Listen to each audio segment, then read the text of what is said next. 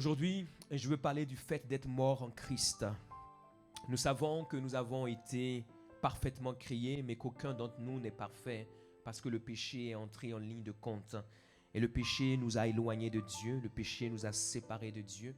Comme le dit Romains 3, 23 au verset 24, car à tous sont péchés, ils sont privés de la gloire de Dieu et ils sont gratuitement justifiés par sa grâce, par le moyen de la rédemption qui est en Jésus-Christ. La Bible nous dit que nous avons tous péché, que nous sommes privés de la gloire de Dieu, mais que nous avons été gratuitement justifiés par sa grâce. J'aime bien ce terme où il est dit sa grâce. Ce qui veut dire que cette grâce lui appartient et il a choisi de la manifester à notre égard. Nous sommes gratuitement justifiés par sa grâce. En français, je ne sais pas si c'est un pléonasme, une tautologie, j'ai oublié les termes, mais déjà gratuitement, c'est déjà une grâce, mais gratuitement par sa grâce. C'est pour nous montrer vraiment la portée de la grâce de Dieu et ce que la grâce de Dieu représente. Nous sommes gratuitement justifiés par sa grâce, par le moyen de la rédemption qui est où en Jésus-Christ. Ne nous trompons pas lorsque nous parlons de la rédemption. La rédemption ne se trouve qu'en une seule personne. Et cette personne porte un nom. Cette personne s'appelle Jésus-Christ. Le Jésus-Christ dont il est question est celui qui est capable de pouvoir changer notre vie, changer notre histoire, changer notre réalité, changer notre quotidien et changer notre futur, peu importe d'où nous venons et quel que soit notre passé. Et j'ai une bonne nouvelle pour toi aujourd'hui. Si tu crois en ce Jésus-là, il te fera grâce d'une manière extraordinaire. Amen. C'est le sacrifice de Jésus-Christ qui nous permet de pouvoir avoir accès à sa présence. Et ce sacrifice demande de notre part d'avoir une certaine foi. Amen. Une certaine foi en lui. Car c'est par grâce, nous connaissons ces versets, mais je les reprends pour la compréhension de ce que nous sommes en train de développer. Éphésiens 2, verset 8. Car c'est par la grâce que vous êtes sauvés par le moyen de la foi. En quelque sorte, on voit que la grâce vient d'abord. Et nous devons placer notre foi dans cette grâce. Ce n'est pas notre foi qui nous sauve, mais c'est notre foi dans la grâce que Dieu a pourvue qui nous sauve. Amen. Et la Bible est très claire et précise ici, et cela ne vient pas de vous, c'est le don de Dieu, une fois de plus, gratuitement justifié par sa grâce. Donc la Bible nous dit quoi? Que la manière dont nous sommes sauvés, c'est le don de Dieu. Ce qui veut dire que nous sommes redevables à Dieu. Lorsque quelqu'un vous donne quelque chose, vous êtes redevable. Lorsque quelqu'un vous fait un présent, vous êtes redevable. Lorsque quelqu'un vous donne quelque chose, cela veut dire que vous avez une dette. C'est la raison pour laquelle les hommes et les femmes qui ont réellement, je dis bien réellement expérimenté le salut, ont une dette éternelle vis-à-vis de Dieu. Et ils ne peuvent pas être fatigués de payer inlassablement cette dette. Ceux et celles qui ont réellement compris le salut ne peuvent pas être fatigués de payer à Dieu cette dette. Même s'ils n'ont pas les autres choses de leur vie. Mais ce salut-là seul suffit pour que nous puissions être reconnaissants à Dieu malgré ce que nous traversons. Si nous avons compris ce que ça veut dire. Amen. Ce n'est point par les œuvres afin que personne ne se glorifie, car nous sommes son ouvrage, ayant été comment? Créés en Jésus-Christ pour de bonnes œuvres que Dieu a préparées d'avance afin que nous les pratiquions. Nous devons comprendre que la grâce de Dieu était impossible. Et Dieu a choisi un acte qui pour moi est l'acte de la substitution. À la croix, il y a eu un acte qui est l'acte de la substitution. Et il est extrêmement important de comprendre cet acte. Pourquoi? Parce qu'à la croix, Christ a pris notre place. Christ n'est pas simplement mort pour nous, mais Christ a pris notre place. Ce qui veut dire que la mort qu'il a subie, en réalité, c'est toi, c'est moi, c'est nous qui devions subir cette mort-là. Ce qui veut dire que l'épine qui a été placée sur sa tête, c'est nous qui aurons dû la voir. Ce qui veut dire que les fouets qu'il a eus, c'est nous qui aurons dû les porter. Ce qui veut dire que les clous qu'il a pris dans ses mains, c'est nous qui aurons dû les avoir. Dans ses pieds, c'est nous qui aurons dû les avoir. La lance qui a été mise sur son côté, c'est nous qui aurons dû les avoir. Les insultes qui lui ont été adressées, c'est nous qui aurons dû les avoir. Le crachat qu'il a reçu, c'est nous qui aurons dû avoir. Les moqueries, etc. La croix qu'il a portée, c'est nous qui aurons dû porter cela. À la croix, il y a eu une œuvre de substitution. Ce qui veut dire, une fois de plus, que nous avons une dette éternelle vis-à-vis de lui. Est-ce que nous comprenons l'œuvre de la croix? Le mystère du christianisme se cache dans la croix. Quand nous n'avons pas compris la croix, mes chers amis, il vaut mieux revenir à la croix pour avoir une révélation authentique de la croix. Pourquoi? Sinon, la marche chrétienne sera une marche d'illusion et de désillusion. Tout commence à la croix. Et tout s'explique par la croix. Et tout ce qui se vit dépend de la révélation que j'ai de la croix. À la croix, il y a eu cette substitution. Et c'est pour cela que le prophète Ésaïe, sans même le vivre, l'a vu et l'a déclaré 800 ans avant. Nous trouvons cela bien sûr dans Ésaïe 53. Il nous est rappelé, cependant, ce sont nos souffrances qu'il a portées. C'est de nos douleurs qu'il s'est chargé. Nous l'avons considéré comme puni, frappé de Dieu et humilié. Mais il était blessé pour nos péchés, brisé pour nos iniquités. Et il dit clairement, le châtiment qui nous donne la paix est tombé sur lui. Ce qui veut dire que pour avoir la paix, nous aurions dû avoir un châtiment. Et la réalité des choses, c'est que si nous avions ce châtiment-là, nous n'aurions pas pu vivre parce que c'est un châtiment qui nous aurait tués. Donc même cette paix que nous aurions dû avoir en payant ce châtiment, nous n'aurions jamais pu obtenir cette paix parce que ce châtiment nous aurait tués. Et la Bible nous dit que le châtiment qui nous donne la paix, ce châtiment est tombé sur lui. C'est pour cela qu'il y a cette œuvre de substitution. Et c'est par ces meurtrissures que nous sommes guéris.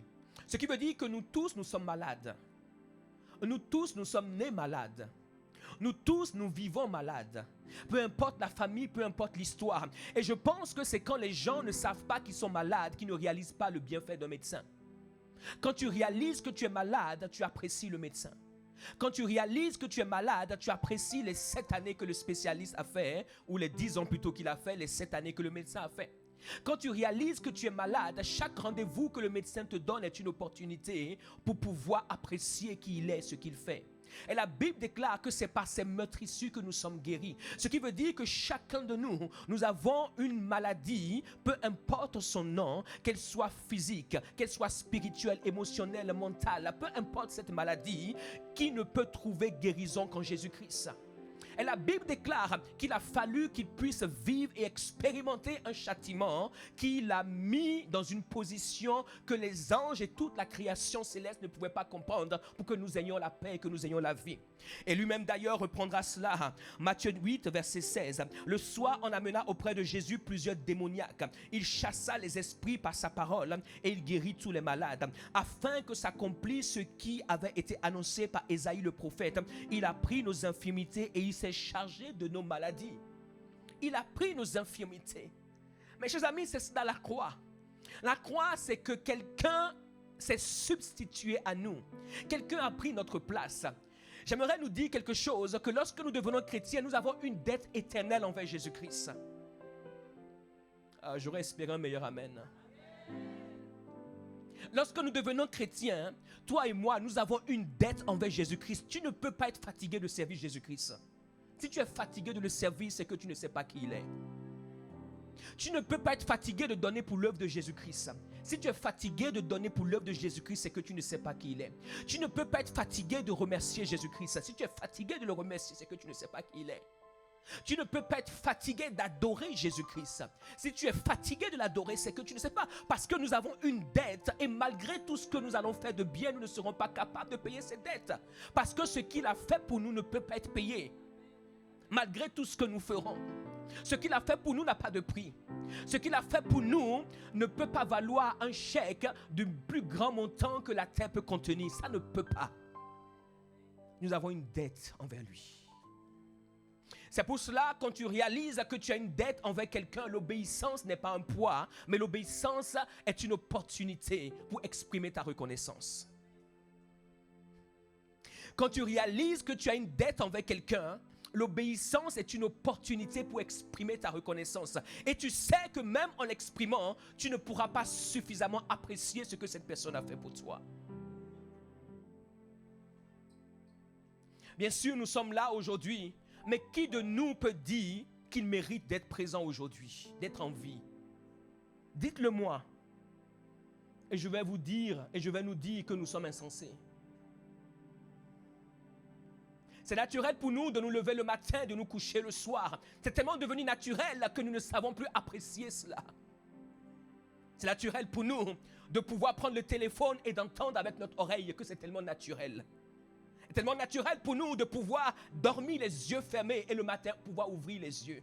Oh. C'est tellement naturel pour nous d'inspirer, d'expirer. Mais tout cela est le fruit de sa grâce.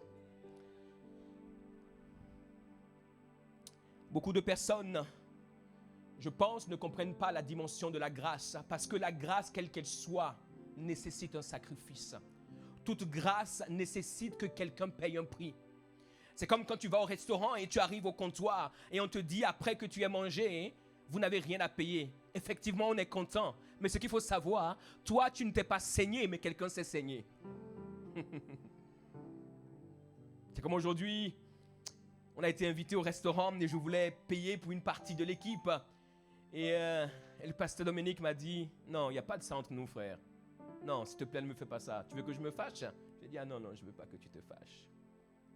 Donc nous sommes partis, nous n'avons pas payé, mais par contre, il a fallu que quelqu'un paye.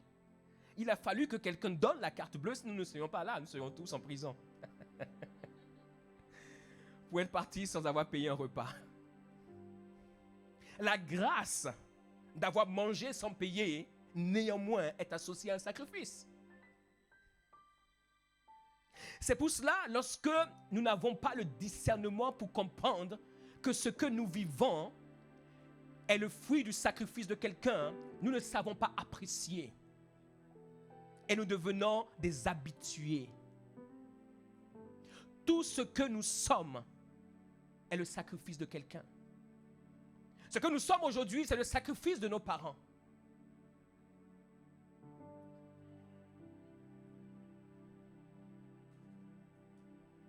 Pour certains d'entre vous, ils se sont saignés de certaines choses pour que vous ayez certaines études. Bien sûr, c'est normal aujourd'hui de faire certaines études, que ça devient tellement normal que nous avons oublié que eux, ils se sont saignés, ils se sont privés. Ils sont privés de certains restaurants, ils sont privés de certains loisirs, ils sont privés de certaines choses, de certains vêtements qu'ils voulaient acheter pour que nous puissions faire des études, etc., etc. Tout se paye dans la vie. Toute grâce, quelque part, il y a un sacrifice qui est caché.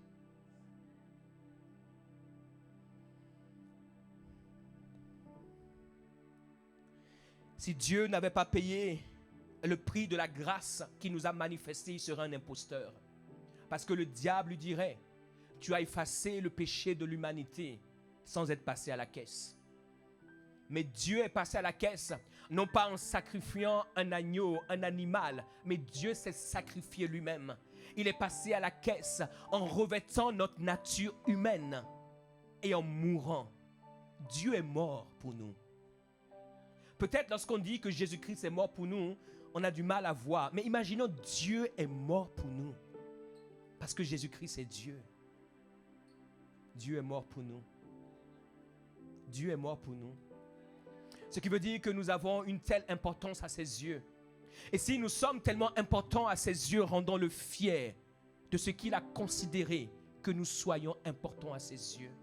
Vivons une vie qui honore l'importance qu'il a placée sur nous en choisissant de mourir pour nous. Vivons avec une telle pensée que quand Dieu scrute nos pensées, qu'il soit fier que nous pensons ce que nous pensons, ayant compris que nous sommes si importants pour qu'il meure pour nous. Lorsque nous comprenons le prix et le sacrifice associé à la grâce, mes chers amis, nous ne piétinons pas cette grâce. Nous ne méprisons pas cette grâce. Nous ne bafouons pas cette grâce. Nous ne négligeons pas cette grâce. La question que j'aimerais nous poser, c'est qui sommes-nous en tant que chrétiens? Bien sûr, nous savons qu'un chrétien est un petit Christ. C'est quelqu'un qui ressemble à Christ. Et qu'un chrétien, c'est quelqu'un qui est en Christ, comme nous dit 2 Corinthiens 5, 17. Ce sont des versets que nous connaissons, mais aujourd'hui, j'essaie de pouvoir nous amener quelque part. La Bible déclare que si quelqu'un est en Christ, il est une nouvelle créature. Les choses anciennes sont passées et toutes choses sont devenues nouvelles. La Bible nous dit quoi? Si quelqu'un est en Christ. Si quelqu'un est en Christ. Nous avons vu dans Romains 3 que le moyen de la rédemption est en Jésus-Christ. Ce qui veut dire que cette rédemption qui a été manifestée à la croix ne peut jamais être manifeste dans notre vie si nous ne sommes pas en Christ. Si quelqu'un est en Christ, il est une nouvelle créature. Voici, les choses anciennes sont passées, toutes choses sont devenues nouvelles. Et tout cela vient de Dieu, une fois de plus, qui nous a donné, qui nous a réconciliés avec lui par Christ et qui nous a donné le ministère de la réconciliation. Et souvent, lorsque nous utilisons ce verset, je crois que ce verset fait partie des top 5 ou des versets les plus populaires que la majorité des chrétiens connaissent. Si quelqu'un est en Christ, il est une nouvelle créature. C'est un bon verset, mais en même temps, c'est un verset qui nous contrarie parce que lorsque nous regardons notre vie, nous nous disons, mais si quelqu'un est en Christ, qu'il est une nouvelle créature, que les choses anciennes sont passées, que toutes choses sont devenues nouvelles, pourquoi dans ma vie, je ne vois pas ces choses nouvelles dont il est question? Mais la Bible dit quoi? Si quelqu'un est en Christ. La Bible ne dit pas si quelqu'un suit Christ. La Bible ne dit pas si quelqu'un marche avec Christ. La Bible ne dit pas si quelqu'un croit en Christ. Même si suivre Christ c'est important, même si marcher avec Christ c'est important, même si croire en Christ c'est important. La Bible dit si quelqu'un est en Christ. Le si, mes chers amis, ici n'est pas par hasard, car ce si-là détermine tout. Et j'aimerais en ce jour que nous puissions avoir la révélation de ceci. C'est un petit mot, mais qui change absolument tout. Personne ne peut être un s'il n'a pas été avec. Nous ne pouvons pas être un si nous n'avons pas été avec. Beaucoup de personnes cherchent à être en Christ alors qu'elles n'ont jamais été avec Christ. Et c'est pour cette raison que malgré le fait que plusieurs disent être en Christ, il est difficile de voir en eux la nouvelle nature qui se trouve en Christ parce qu'elles n'ont jamais été avec Christ. Lorsque nous sommes avec Christ, il y a un événement qui a lieu dans notre vie et qui nous qualifie automatiquement à être en Christ. Mes chers amis, c'est l'absence de cette dimension qui maintient plusieurs personnes dans la contemplation d'une vie régénérée sans pour autant la vivre. Et l'apôtre Paul nous parle bien de cette dimension que lui-même a expérimentée. Nous ne pouvons pas être en Christ si nous n'avons pas été avec Christ. Mais la Bible dit que c'est ceux qui sont en Christ qui deviennent des nouvelles créatures. Et elle dit quoi? Les choses anciennes sont passées et toutes choses deviennent nouvelles. Mais pour pouvoir être en Christ, il faut avoir été avec Christ. Beaucoup de personnes présument que parce qu'elles sont nées de nouveau, elles sont en Christ. Non. Le salut est un don. Il suffit simplement de reconnaître Christ comme le Sauveur et le Seigneur et nous sommes sauvés. Mais nous pouvons être sauvés sans être en Christ.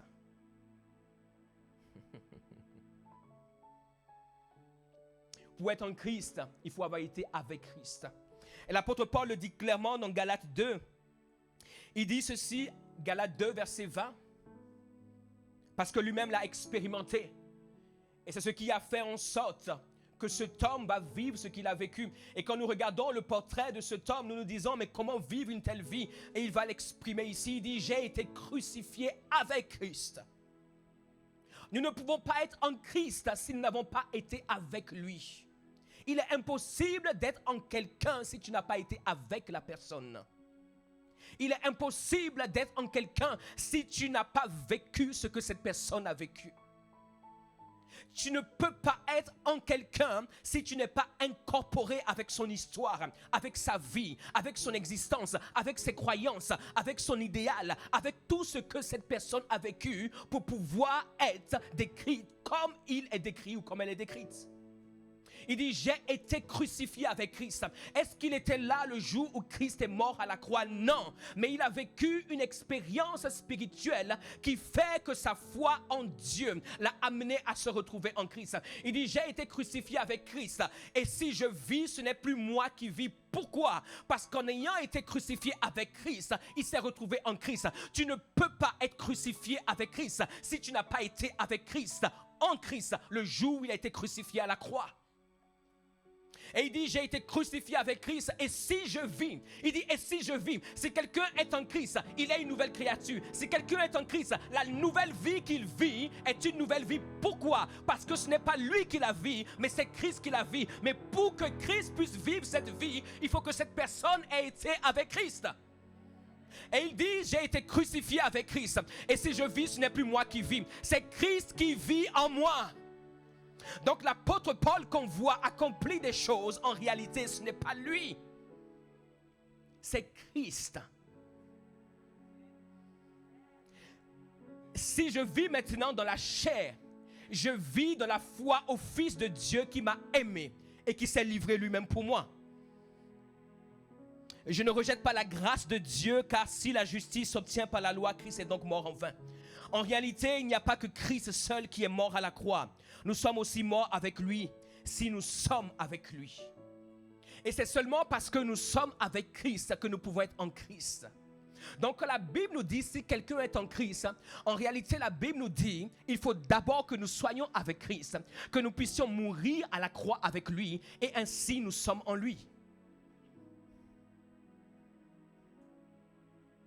Et c'est pour cela que la Bible dit, si quelqu'un est en Christ, et donc quelqu'un qui est mort, parce qu'en réalité, lorsqu'on meurt, on ne vit plus. C'est une évidence que je dis, mais des fois les évidences sont bonnes à répéter. C'est la mort avec Christ qui nous permet d'être en lui, afin de devenir cette nouvelle créature. Le salut, écoutez mes chers amis, est un don, mais la nouvelle naissance est un choix volontaire. Écoutez bien ceci. Le salut est un don, mais la nouvelle naissance, la nouveauté de vie est un choix.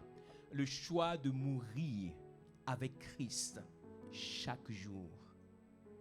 Si nous ne mourons pas avec Christ,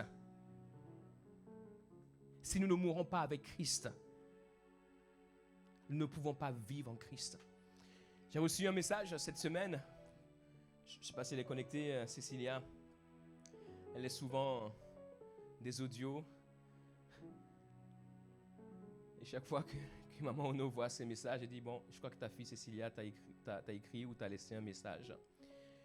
Et puis elle est toujours descriptive dans ses messages. Mais cette semaine, j'ai particulièrement, je n'ai pas encore répondu, je vais te répondre. Je réponds toujours, même si ça met du temps.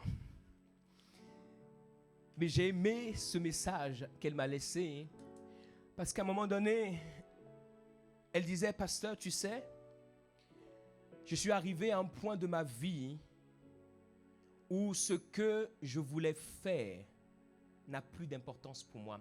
Et je me rappelle, toutes les fois, et certainement, si vous avez déjà eu l'occasion de discuter avec Cécilia, c'est quelqu'un qui est plein d'idées. C'est elle seule, c'est un livre ouvert, dictionnaire de la page 1 à la page je ne sais combien, qui vous exprime exactement ce qu'elle va faire, le type d'homme qu'elle va marier, combien d'argent il doit avoir sur son compte en banque, sinon c'est pas celui qu'il faut, la couleur qu'il doit avoir, la taille qu'il doit avoir, la chemise qu'il doit porter, s'il doit avoir des lunettes bleues ou rouges, etc. Je vous donne, je caricature un peu, voilà. Mais cette semaine, elle m'a laissé un message, elle m'a dit, tu sais, là où je voulais travailler exactement à New York, je m'en fous aujourd'hui. Je suis arrivé à un point de ma vie où peu importe il veut que je travaille, c'est là que je vais travailler. Alors ça m'a fait tilt, je me suis dit, c'est quelqu'un qui est mort. C'est quelqu'un qui est mort. Mais elle est chrétienne depuis des années. Mais là, elle est morte. Celle qui voulait faire A plus B plus C égale D, cette personne est morte.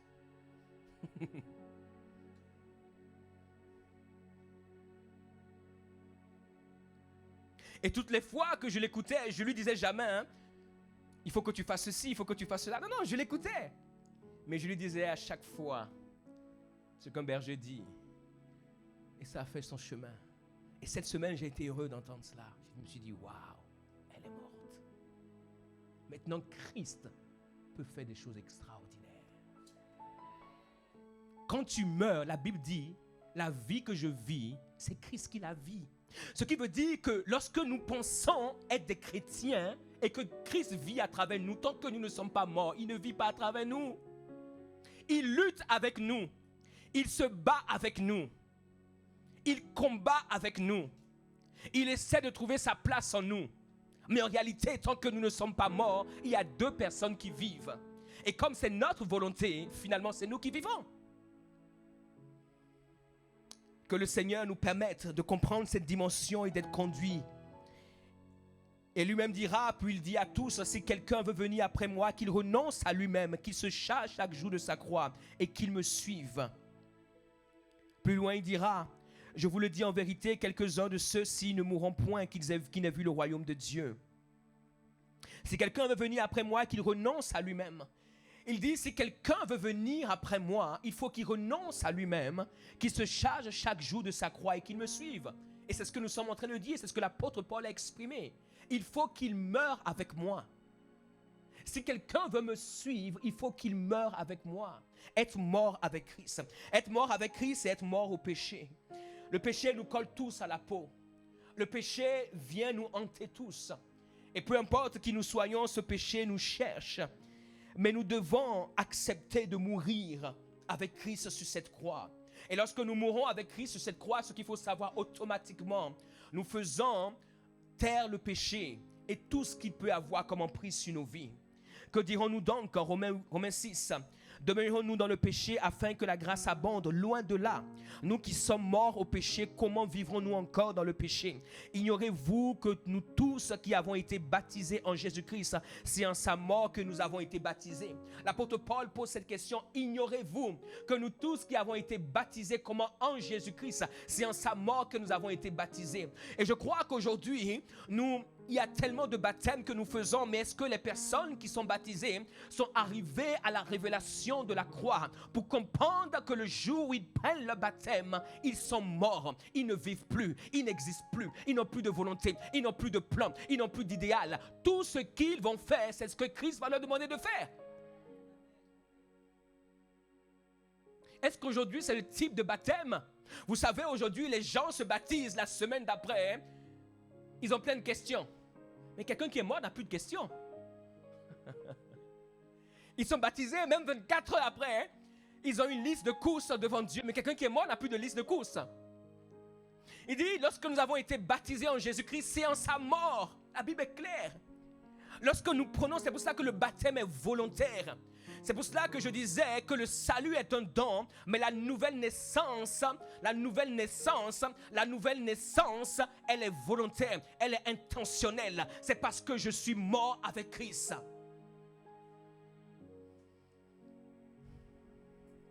Verset 8, or si nous sommes morts avec Christ, nous croyons que nous vivrons aussi avec lui, sachant que Christ ressuscité des morts ne meurt plus. La mort n'a plus de pouvoir sur lui.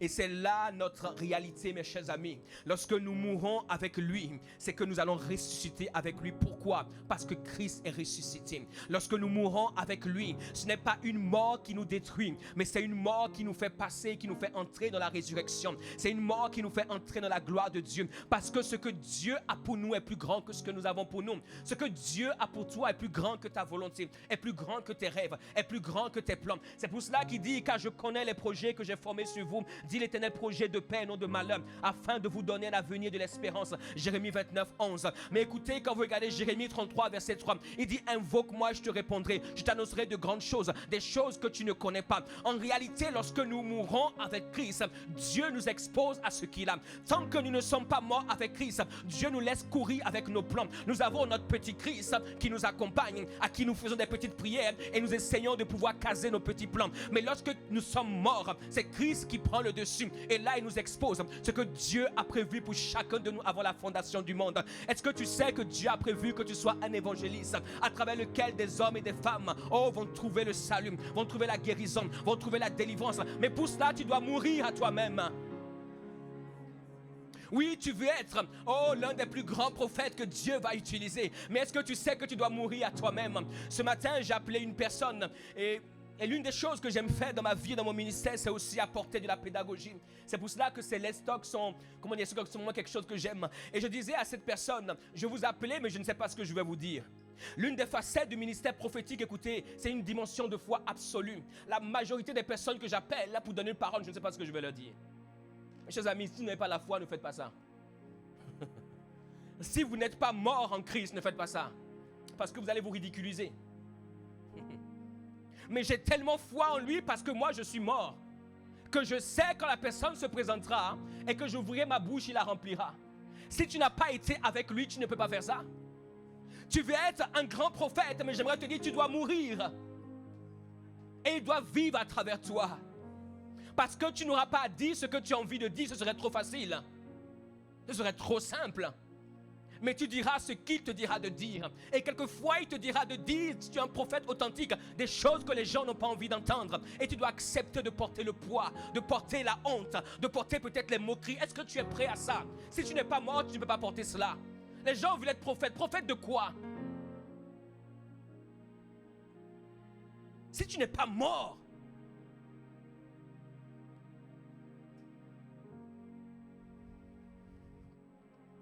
lorsque nous sommes morts avec Christ, nous vivons en Christ. Notre identification à sa mort constitue aussi une identification à la mort au péché dans nos vies. Et écoutez ceci, c'est cette mort qui nous amène à la position que nous avons en Christ.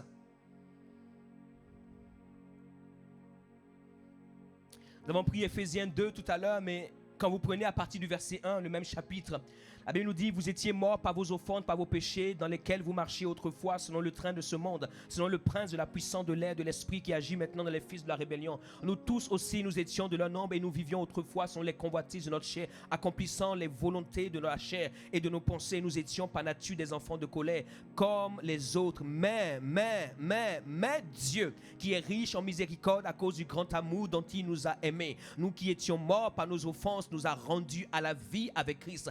Entre parenthèses, c'est par grâce que vous êtes sauvés. Il nous a ressuscités ensemble et il nous a fait asseoir ensemble dans les lieux célestes en Jésus-Christ, afin de montrer dans les siècles à venir l'infinie richesse de sa grâce par sa bonté envers nous en Jésus-Christ. Car c'est par la grâce, et nous arrivons au verset d'Éphésiens 2, verset 8 que nous avons pris tout à l'heure. Mais la Bible nous dit quoi? Que nous sommes morts avec Christ et que Dieu nous a rendus à la vie avec Christ et que Dieu nous a ressuscités ensemble et que Dieu nous a fait asseoir dans les lieux célestes. En réalité, lorsque nous mourons avec Christ, ce qu'il faut savoir, c'est que nous sommes désormais assis dans les lieux célestes avec lui. Parce que Christ n'est plus sur la croix. Allez chercher à Golgotha, vous ne le verrez plus, il n'est plus là. Lorsque nous mourons avec Christ, nous ressuscitons avec lui. Lorsque nous mourons avec Christ, Dieu nous place et nous positionne dans une dimension où nous pouvons commencer par vivre ce qu'il a prévu pour nous. Et la Bible nous dit que cette position, cette dimension, c'est dans les lieux célestes.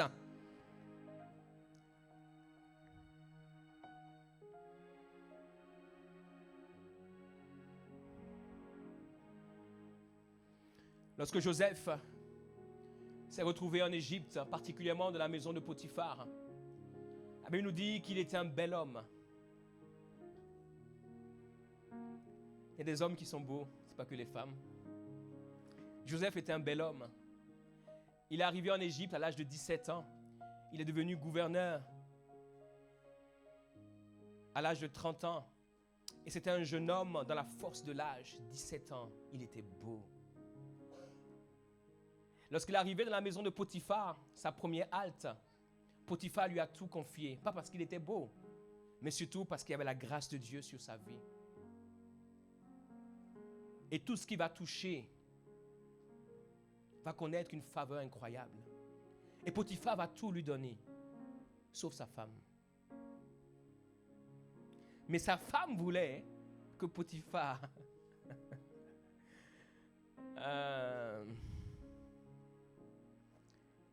et elle va observer le jeune homme. Et elle va vouloir le jeune homme. Et elle va désirer le jeune homme. Mais il va résister. Jusqu'à un jour où elle ne pourra plus se contrôler. Elle va se jeter sur lui. Et lui dira, comment ferais-je un aussi grand mal à Dieu? Et il va fuir en laissant ses vêtements. Ses vêtements vont devenir le symbole de sa condamnation. Il va se retrouver en prison. Mais ce qui est intéressant dans cette histoire, en tout cas ce qui m'intéresse, c'est que Joseph connaissait sa position. Joseph connaissait sa position parce que même s'il n'avait pas la révélation de Christ, parce que Christ n'était pas encore venu sur terre, il savait qu'il était en Dieu et qu'il était dans les lieux célestes. Écoutez ceci, mes chers amis, être en Dieu et faire du mal à Dieu, c'est être audacieux.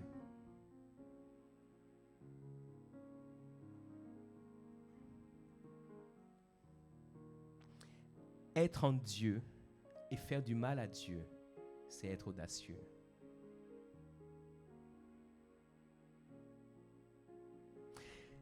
Lorsque nous sommes en Christ et que nous voulons vivre pour Christ,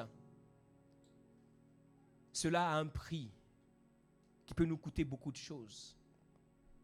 Cela a un prix qui peut nous prendre beaucoup de choses, qui peut nous priver de beaucoup de choses, qui peut nous empêcher, je dirais, sur le moment présent, de ne pas avoir certaines choses. Mais dans le futur, dans le moment d'après, ceux et celles qui sont en Christ ne sont pas sur terre. Ceux et celles qui sont en Christ sont dans les lieux célestes. Ceux et celles qui sont en Christ sont avec lui là où il se tient. Ceux et celles qui sont en Christ sont avec lui là où il se trouve. Ceux et celles qui sont en Christ, en réalité, comme la Bible déclare dans Colossiens 3, si donc vous êtes ressuscités avec Christ, cherchez les choses d'en haut où Christ est assis à la droite de Dieu. Et il dit, affectionnez-vous aux choses d'en haut et non à celles qui sont sur la terre. Pourquoi? Parce que nous sommes avec lui. Et le verset 3 de Colossiens 3 est très intéressant. Parce qu'il dit ceci, car vous êtes morts. Et regardez le mystère. Il dit, et votre vie est cachée avec Christ en Dieu. Il dit, vous êtes morts. Et votre vie est cachée avec. Nous ne pouvons pas être en Dieu, en Christ, si nous n'avons pas été avec Christ. Il dit, vous êtes morts. Quand vous êtes morts, quand nous sommes morts, notre vie est cachée avec Christ en Dieu. Pourquoi? Parce que lorsque Christ est mort, Dieu l'a pris avec lui. Et Dieu lui a donné le nom qu'il n'a jamais donné à quiconque. Le nom qui est au-dessus de tout nom. Le nom qui surpasse tout nom. Le nom qui dépasse tout nom. C'est pour cela que la Bible dit, lorsque nous-mêmes, nous sommes morts avec Christ, c'est la même chose qui nous arrive. Parce que nous sommes à présent en Dieu.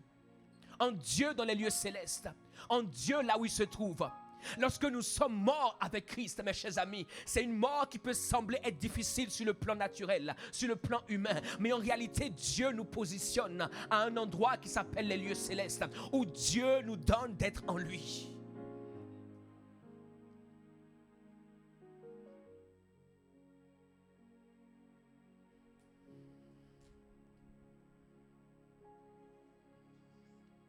Quand Christ est votre vie, parce que nous avons la révélation de la parole de Dieu, mes chers amis. Écoutez ceci, l'apôtre Paul dit dans Galates 2, il dit, la vie que je vis, ce n'est pas moi qui la vis, c'est Christ. Et il dit ici, quand Christ, virgule, votre vie, my God, paraîtra. Quand Christ, votre vie, quand Christ, notre vie, c'est plus notre vie dans le sens, la vie d'Uldrich, mais c'est la vie de Christ. Parce que Uldrich est mort. Il dit, quand Christ, votre vie, combien de personnes vivent en se disant, c'est Christ ma vie? Non, elles ont leur vie et Christ est à côté de leur vie. Et puis elles essaient de pouvoir négocier certaines choses avec Christ. Des fois, elle lui donne un bonbon. Des fois, elle lui refuse un gâteau. Des fois, elle lui donne une pâtisserie. D'autres fois, elle lui donne un peu de pain. Ou elle lui refuse. Elle dit, non, aujourd'hui, je n'ai pas envie de donner du pain. Non, c'est trop là, tu as trop mangé, Christ. Non. Mais l'apôtre Paul dit, quand Christ, notre vie, paraîtra. Oh, je sais, ce n'est pas le message le plus glorieux. Mais c'est le message par lequel ceux et celles qui nous ont précédés dans la gloire. La Bible déclare dans Hébreux 12, verset 1. Nous tous aussi environnés d'une si grande nuée de témoins. Et je vous assure, dans le ciel, cette nuée de témoins regarde cette génération du 21e siècle. Et elle se pose la question de savoir, est-ce que les chrétiens de cette génération sont morts comme nous, avec Christ? Est-ce que les chrétiens de cette génération vivent en Christ comme nous avons vécu? Est-ce que les chrétiens de cette génération ont renoncé à eux-mêmes, ont pris leur croix et ont été capables d'aller jusqu'au bout? Parce que lorsque nous paraîtrons au ciel, mes chers amis, c'est la première des choses qui sera regardée. Quelle vie avons-nous vécue? Est-ce que c'est notre vie ou est-ce que c'est Christ qui a vécu? Si vous pouvez savoir le nombre de fois ou je prêche sans vouloir prêcher.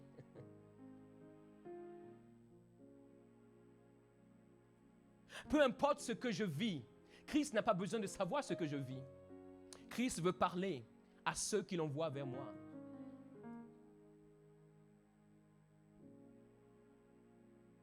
Christ n'a pas besoin de comprendre ce que je vis. Christ veut parler à ceux qui l'envoient vers moi.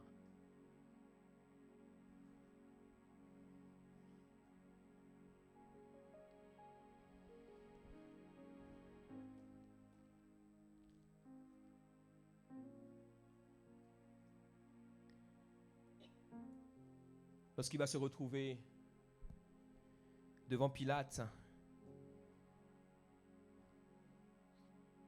il rappellera à Pilate que son royaume n'est pas de ce monde. Parce que si son royaume était de ce monde, il aurait fait appel à ses anges. Lorsque nous sommes morts avec Christ, il nous amène avec lui. Il nous prend avec lui. Et nous sommes cachés avec lui en Dieu. Quelqu'un qui est mort avec Christ n'a pas peur du diable. La Bible déclare, c'est le Seigneur qui le dit, je paraphrase, n'ayez pas peur de ceux qui tuent l'âme et qui ne peuvent pas tuer l'esprit. Celui qui est mort avec Christ, sa vie, ce n'est plus sa vie. Écoutez ceci, lorsque nous sommes morts avec Christ, ce que tu vas vivre demain, c'est la responsabilité de Christ. Ce que tu vas être après-demain, c'est la responsabilité de Christ. Ce que tu vas expérimenter dans 5 ans, c'est la responsabilité de Christ. Et cela te donne une foi pour aller te coucher et dormir, même si tu ne comprends pas tout. Et je vous l'accorde, c'est le même cas pour moi. Mais je sais que je suis mort avec lui. Et je prie que nous puissions avoir la révélation authentique de la croix. Parce que la croix n'est pas juste un événement. La croix est une réalité spirituelle qui nous pousse à pouvoir expérimenter cette mort avec lui afin de vivre en lui, ressuscité pour manifester tout ce qu'il a pour nous. La Bible déclare que ce que Dieu a pour nous, mes chers amis, ce que Dieu a pour nous n'est pas sur terre. Ce que Dieu a pour nous, vous savez où ça se trouve? Ce que Dieu a pour nous est caché en Dieu. Et tant que nous ne sommes pas morts avec Christ, nous ne pouvons pas être en Christ. Et donc, nous ne pouvons pas être cachés en Dieu. Et nous ne pouvons pas trouver en Dieu ce que Dieu a pour nous. Souvent, quand les gens prient, Seigneur, révèle-moi ta volonté, la vraie question que nous devons nous poser, est-ce que nous avons la foi pour vivre la volonté de Dieu pour nous? Est-ce que nous avons la foi pour vivre la volonté de Dieu pour nous? Seigneur, révèle-moi ta volonté. Ou est-ce que lorsque les gens disent, Seigneur, révèle-moi ta volonté, Seigneur, révèle-moi quelque chose de bon que j'aimerais vivre et qui vraiment puisse satisfaire ma chair? Si le Seigneur te dit, ma volonté pour toi, c'est d'aller en Afghanistan demain. Non, tu vas dire, demain, si je vais en Afghanistan, je vais mourir. Mais sauf que si tu es mort, tu vas en Afghanistan.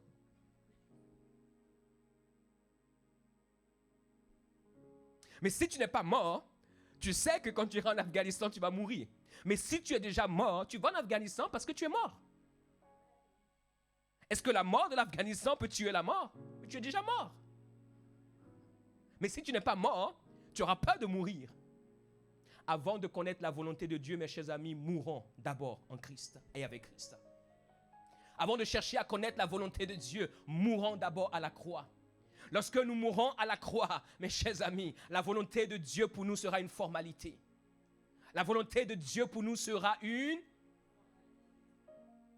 Parce que ce que Dieu a pour nous est la meilleure des choses qui puissent nous arriver. Même au milieu de la calamité, il va pouvoir la solution. Même au milieu de la difficulté, il va pouvoir ce qu'il a pour nous. Et la Bible déclare, c'est l'apôtre Paul qui le dit. Il dit, béni soit Dieu le Père de notre Seigneur Jésus-Christ, Éphésiens 1, verset 3, qui nous a bénis de toutes sortes de bénédictions spirituelles, non pas dans les lieux terrestres, mais dans les lieux célestes. La Bible dit quoi? En Christ. La Bible dit qu'il nous a bénis de toutes sortes de bénédictions spirituelles. Où? Dans les lieux célestes. Et où? en Christ. Dans les lieux célestes, il y a un lieu qui est en Christ. Ce qui veut dire que les bénédictions spirituelles que nous cherchons, l'onction que tu cherches n'est pas sur terre. L'onction que tu cherches est en Christ. D'abord est manifestée sur terre. Si tu n'es pas en Christ, cette onction que tu désires, qui est une bénédiction spirituelle, parce que l'onction est une bénédiction spirituelle. L'onction te permet de pouvoir parler aux puissances des ténèbres et elles suivent ton commandement. L'onction te permet de pouvoir frayer un chemin là où il n'y a pas de chemin. Mais la Bible dit que Dieu nous a bénis de bénédictions spirituelles ou dans les lieux célestes en Christ. Mais lorsque nous ne sommes pas morts à la croix, nous ne pouvons pas ressusciter pour être dans les lieux célestes. Et donc, nous ne pouvons pas accéder à certaines bénédictions spirituelles. C'est pour cela qu'il y a des gens qui prient. Je vous ai déjà dit, mes chers amis, la prière n'est pas la prière. Il faut qu'on arrête de prier des prières qui sont vaines. À quoi sert-il de prier si nous ne sommes pas morts? Parce que si Dieu répondait à ces prières, mais nous allons mourir, mais pas de la bonne mort. Bénédictions spirituelles, elles sont où? Dans les lieux célestes. Et qui sont ceux qui arrivent dans les lieux célestes, ceux qui sont morts avec Christ.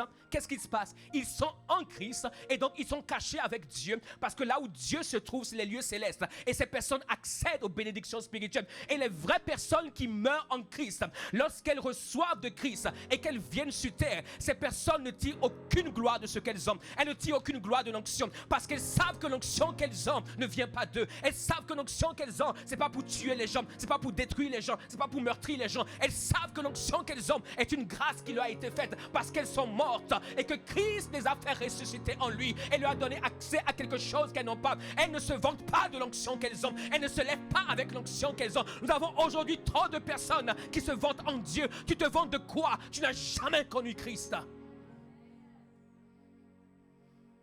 Parce que quand tu connais les souffrances de Christ, tu n'as même plus de voix pour répondre lorsqu'on t'insulte.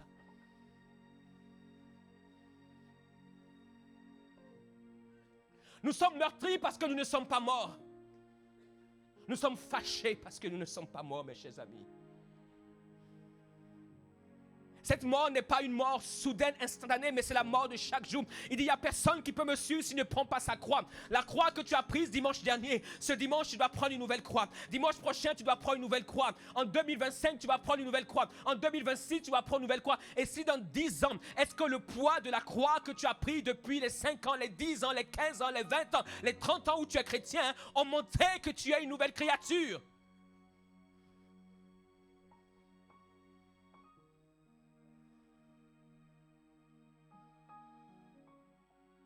Je suis toujours émerveillé. Il n'y a jamais. Et c'est pour ça que j'aime les témoignages. Je suis toujours émerveillé quand j'entends des paroles prophétiques. Même quand Dieu m'utilise pour pouvoir prophétiser sur la vie, je suis émerveillé. Parce que... Qui suis-je?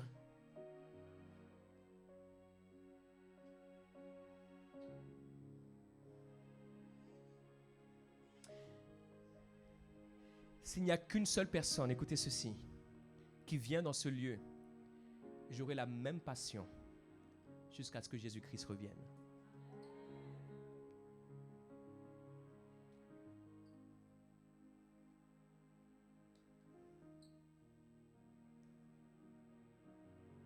Si je n'étais pas mort en Christ dans une certaine mesure, parce que je ne suis pas mort totalement, je ne serais pas là en train d'être pasteur. Être pasteur, bien sûr, c'est une grâce. Mais si je viens dans mon humanité, je ne conseillerais pas cela à aucun de mes enfants. Si je viens dans mon humanité, si Dieu les a appelés, je dirais, écoute bien Dieu et sois sûr que c'est Dieu qui t'a appelé.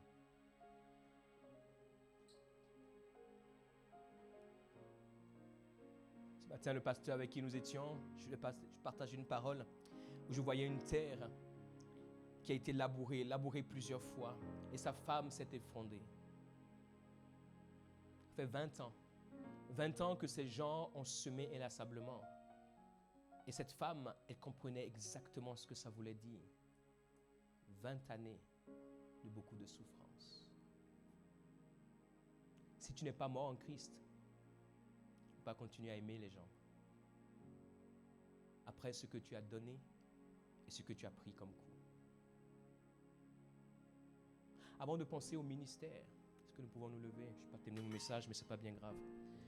Avant de penser au ministère, avant de penser à ceci, avant de penser à cela, avant de penser à telle et telle chose, avant de penser à faire ceci, à faire cela, mes chers amis, nous devons mourir en Christ. Savez-vous pourquoi aujourd'hui, il y a beaucoup de personnes qui chantent, mais leurs chants sont des amusements? Parce que ce n'est pas Christ qui chante. Beaucoup de personnes qui chantent aujourd'hui, mais leurs chants sont des amusements. On oublie leurs chants. Est-ce que vous savez quels sont les chants les plus mémorables dont on se rappelle? C'est les chants de Wesley. Ce sont les hymnes. Je me rappelle quand j'étais à l'école biblique, il y a un chant. Il faudrait qu'on le prenne à destinée. Here is love. Le chant du réveil au pays de Galles. Ce chant depuis 1900. Ce chant continue encore. Chaque fois que je l'entends, je vous assure, je sais reconnaître l'onction. Et je sais quand l'onction vient sur ma vie. Et même là, déjà là, je suis en train de trembler en moi. Here is love vast as the ocean. C'était le chant du réveil au pays de Galles. Et chaque fois que ce chant est chanté, je vous assure, tu te rappelleras des paroles? Quelqu'un peut me chercher les paroles? On va le prendre. Chaque fois que ce chant est chanté, écoutez ceci, même si vous ne comprenez pas l'anglais, il y a une onction. Parce que ce chant est né à la croix. Ce qui naît à la croix ne meurt pas. Mais aujourd'hui, il y a des gens qui chantent parce qu'ils veulent exprimer ce qu'ils ressentent. Ce qui n'est pas né à la croix meurt avec nous. Ce qui n'est pas né à la croix ne dure pas. Et c'est pour cela que je vous encourage, pour vous qui chantez ici à destinée, simplement mourrez en Christ. Et ce qui sortira de vous sera éternel. Et ce qui sortira de vous va perdurer. Ce qui sortira de vous va transformer des vies. Des gens seront chez eux. Ils savent que lorsqu'ils sont dans un tel problème, il leur suffit de mettre simplement ce chant et la présence de Dieu viendra. Pourquoi? Parce que ce chant est né à la croix et ce chant porte la marque de la résurrection. Et c'est la raison pour laquelle nous changeons de chant. Parce que le chant d'hier a touché l'âme. Et aujourd'hui, notre âme a besoin de plus. Et après-demain, elle a besoin de plus. Et dans un mois, elle a besoin de plus. Et dans 6 mois, elle a besoin de plus. Il faut un nouveau buzz. Mais je prie pour cette génération qu'il y ait des hommes et des femmes qui meurent à la croix. Et Dieu dépose en eux un chant. Des hommes et des femmes qui meurent à la croix et Dieu dépose en eux une parole prophétique. Des hommes et des femmes qui meurent à la croix et Dieu dépose en eux un message. Des hommes et des femmes qui meurent à la croix et Dieu dépose en eux des écrits. Des hommes et des femmes qui meurent à la croix et Dieu place quelque chose dans leur vie. Des hommes et des femmes qui meurent à la croix et Dieu place une huile dans leur vie. Et je crois que notre génération vivra le plus grand bien qu'elle ait jamais vécu. Nous espérons que vous avez été édifiés et inspirés par cet enseignement. Nous vous invitons à continuer à nous suivre via nos réseaux sociaux. Si vous le souhaitez, vous avez la possibilité de soutenir notre vision de former des disciples authentiques à travers nos liens PayPal, Helloasso et RIB. Nous nous réjouissons aussi à l'idée de vous accueillir lors de nos célébrations hebdomadaires dont les horaires sont indiqués sur nos pages Instagram et Facebook. Demeurez abondamment bénis